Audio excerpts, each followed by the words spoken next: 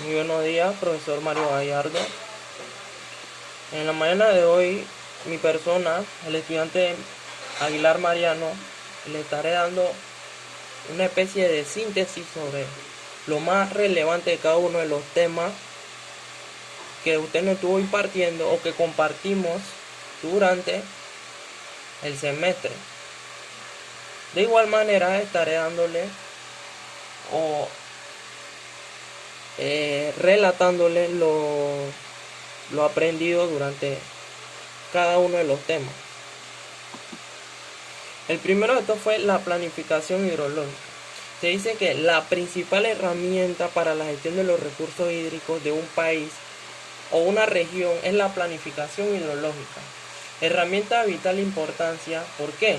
Porque esta gestiona un recurso empleado para cubrir necesidades básicas de la población y que está directamente ligado al crecimiento económico de cada uno de los tres sectores productivos. Esta se emplea para riego agrícola, uso ganadero y en el sector primario también es de vital importancia. También se utiliza para la producción hidroeléctrica, la refrigeración y como materia prima industrial en el sector secundario. Y se recurre al agua en el sector terciario principalmente como medio de transporte y como recurso paisajístico para el sector turístico. De igual manera, estuvimos viendo cuáles eran las características generales de la planificación hidrológica. La planificación hidrológica presenta unas características peculiares que derivan del objeto sobre el que recae. El agua, lo que lo conforma como una planificación singular distinta de otro tipo de planificaciones.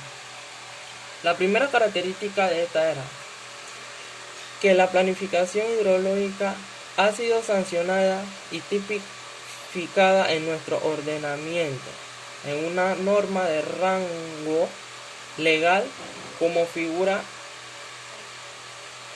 estelar del derecho de agua. La planificación hidrológica es una planificación, está vinculada más que nada al territorio, pues es por él donde la misma discurre, por lo que no puede concebirse como algo aislado, sino como vinculado a la tierra. Esta es la segunda característica.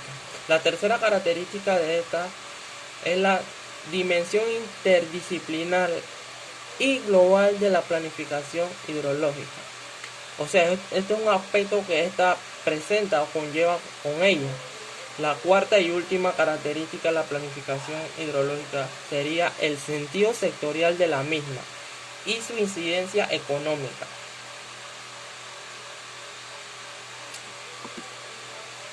Objetivo de la planificación hidrológica. En los últimos años podemos deducir, o yo he podido observar que en los últimos años la humanidad se ha concienciado de la necesidad imperativa de preservar los recursos hídricos, evitando desperdicios y sobre todo evitando la contaminación de los mismos. Se está muy lejos de alcanzar un uso racional de los recursos naturales, que si bien es cierto en parte son renovables y se corre el peligro de que el incremento de su uso y la contaminación superen la capacidad autorregeneradora de los mismos. El agua es esencial para la supervivencia y el bienestar de los seres humanos, como todos ya hemos podido observar o ya sabemos. Y es importante para muchos sectores de la economía también. Los recursos hídricos se encuentran repartidos de manera desigual en el espacio y el tiempo y sometidos a presión debido a actividades humanas. Con esto conlleva al objetivo de la planificación hidrológica, que ¿cuáles son?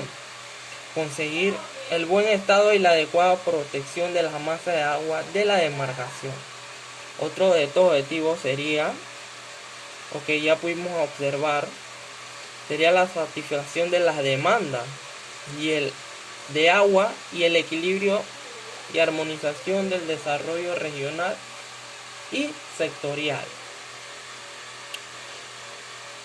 incrementando las disponibilidades, protegiendo su calidad, economizando su empleo y racionalizando sus usos en armonía. Cuando hablamos de racionalizar sus usos, nos referimos a darle un correcto empleo o una buena, ya sea distribución o planificación del recurso y los demás recursos naturales, mediante la gestión integrada y la protección a largo plazo, la prevención del deterioro, protección y mejora del medio y los sistemas acuáticos y reducción de la contaminación. La planificación hidrológica contribuirá a paliar los efectos de las inundaciones y la sequía. También podemos ver en qué aspectos son importantes la planificación hidrológica. Uno de estos es la identificación de las aguas en zonas protegidas, que tiene que ver con la captación del agua para el abastecimiento, protección de hábitats o especies. Otro de estos aspectos en la identificación del agua serían las reservas naturales y fluviales, los humedales protegidos y los usos recreativos y aguas de baño. Esta planificación hidrológica también es importante en otro aspecto como el establecimiento de objetivos medioambientales, indicadores biológicos, indicadores físico-químicos.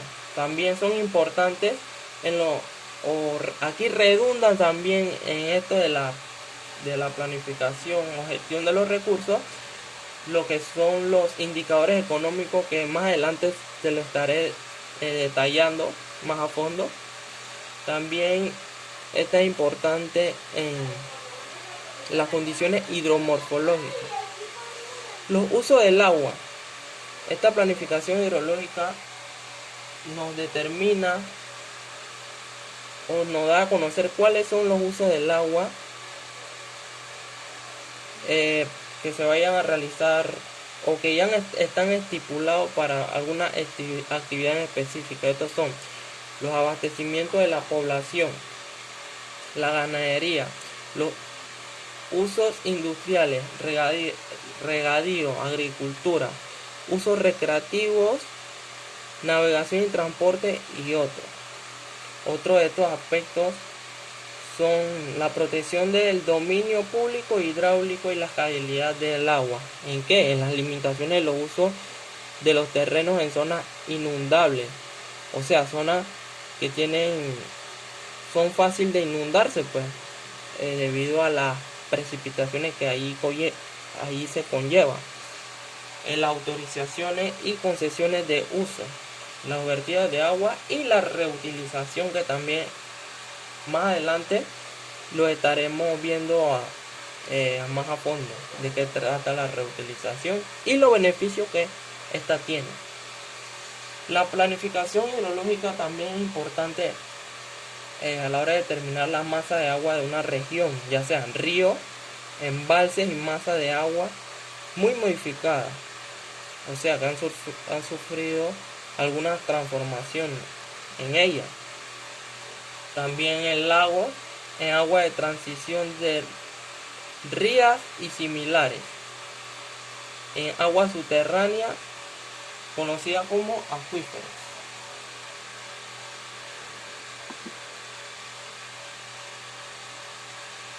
Del módulo anterior yo puedo decir que, o a mi punto de vista, es que la planificación del uso de los recursos hídricos es un tema que está tomando cada vez más importancia en la población mundial,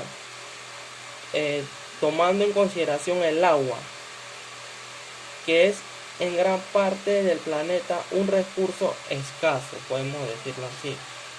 Al pensarse en la planificación de los recursos hídricos, considerándose que las obras involucradas, ya sean como presas, perímetros de riego, sistemas de abastecimiento de agua potable, para citar solo algunos ejemplos, o estos ejemplos, tomando en consideración estos ejemplos, tienen un periodo de construcción de varios años y una vida útil puede decirse que de algunas décadas o decenios, qué sé yo, se debe pensar en una planificación a largo plazo, lo que se denomina también como planificación estratégica.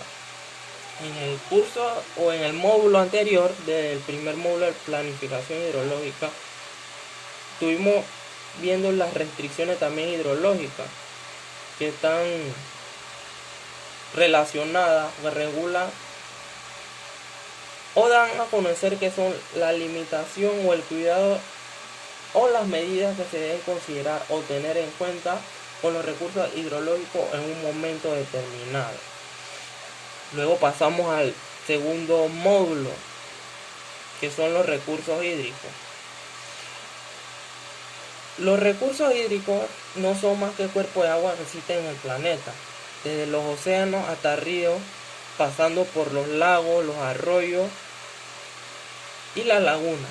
Estos recursos deben preservarse y utilizarse de forma racional, o sea, de forma correcta, ya que son indispensables para la existencia de la vida. La mayoría son recursos renovables. La sobreexplotación y contaminación que provocan diversas actividades humanas hacen que los recursos hídricos estén en riesgo. Su capacidad de regeneración muchas veces no resulta suficiente ante el ritmo de uso.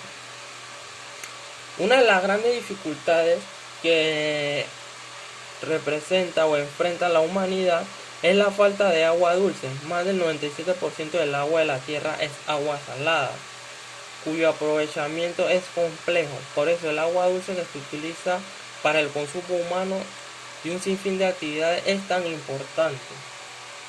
También relacionado con cómo obtener el agua dulce, lo que se conoce también como el agua potable o un agua adecuada para utilizarla para una actividad específica, se puede obtener mediante algunos métodos que más adelante también le estaré explicando más a fondo. Relacionado con estos recursos hídricos, podemos deducir que la construcción de presas y el tratamiento de aguas residuales son algunas de las estrategias que se llevan a cabo para tener recursos hídricos que puedan aprovecharse. El problema o el desafío es que todo aquello que se realiza para conservar el agua dulce resulte suficiente para contrarrestar el abuso y la eliminación de esta. Un ejemplo que puedo poner yo es la sobreexplotación o explotación de las aguas, ya sean superficiales o más comúnmente lo que se conoce como las aguas subterráneas. Además, ante todo lo que expuse de este tema de este punto que son los recursos hídricos, no podemos pasar por alto que estuve leyendo que algunos expertos coinciden en subrayar que otro de los grandes problemas que los recursos hídricos en la actualidad la humanidad enfrenta es la contaminación que están sufriendo. ¿Pero por qué? Por actividades del mismo ser humano.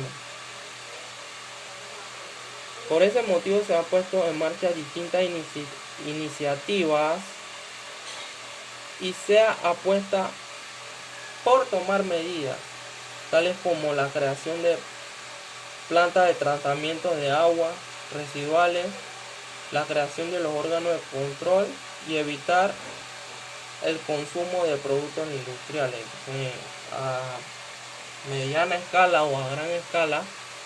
Estos son lo que ocasiona la contaminación. Otro aspecto es el calentamiento global, que deriva en la desaparición de glaciares, depósitos de agua dulce y en temperaturas más altas que favorecen a la sequía. También incide en los recursos hídricos.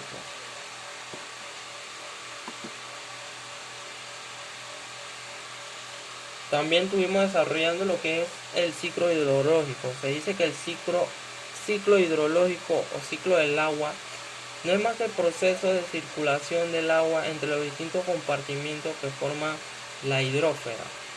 Se trata de un ciclo biogeoquímico en el que hay una intervención mínima de las reacciones químicas, porque el agua solo se traslada de unos lugares a otros o cambia a estado físico. Bien, el ciclo hidrológico está dividido en dos ciclos, uno que es el ciclo interno y el ciclo externo. El ciclo interno tiene que ver con lo siguiente: que el agua de origen magmático formado mediante las reacciones químicas del interior de la Tierra sale a través de los volcanes y fuentes hidrotermales, que hecho esto, esta se mezcla con el agua que está en el exterior, o el agua externa. Este ciclo hidrológico comienza con la evaporación del agua de la superficie. A medida que se eleva, el aire humedecido se enfría y el vapor claro se transforma en agua, lo que se conoce como la condensación. Las gotas juntas y se forma una nube, luego caen por su propio peso en la precipitación, o por lo que conocemos como la lluvia. Si en la atmósfera hace mucho frío o en la atmósfera hay un grado muy bajo, esta cae en forma de nieve o granizo. Si es más cálida, caerán gotas de lluvia.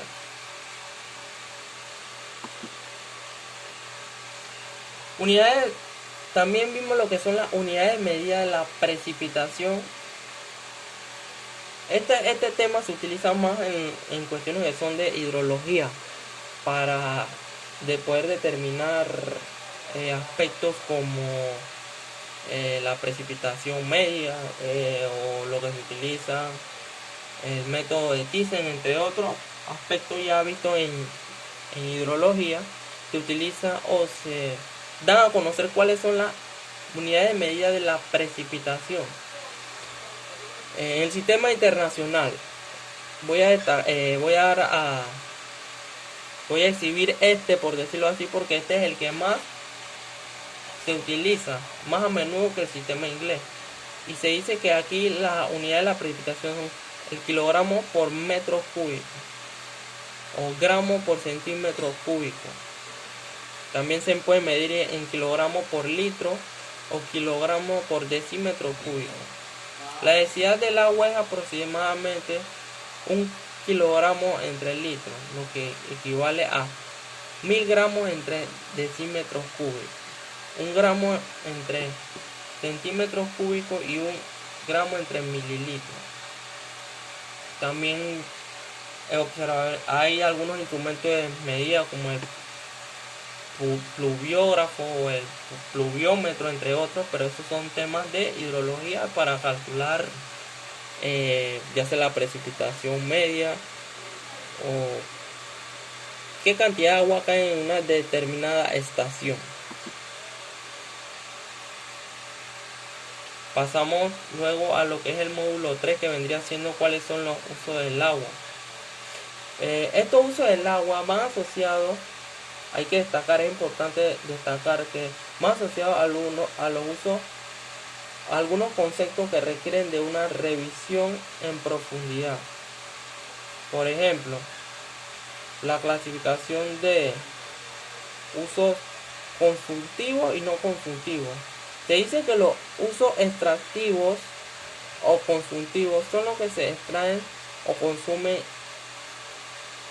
el agua del lugar de origen, río, lago y aguas subterráneas. Y los usos no extractivos, o también son conocidos como in situ o no consultivos, corresponde a los usos que ocurren en el ambiente natural de la fuente del agua, sin extracción o consumo del recurso. Uno de estos usos son el uso doméstico. Los usos domésticos. Este tipo de uso corresponde a la categoría de uso doméstico, o sea, los usos domésticos incluyen agua para todas las cosas que usted hace en su casa: tomar agua, preparar los alimentos, bañarse, lavar la ropa, utensilios de cocina, cepillarse los dientes, regar su jardín, hasta bañar a su mascota, por decirlo así. O sea, son usos cotidianos que hacemos del agua en el día a día.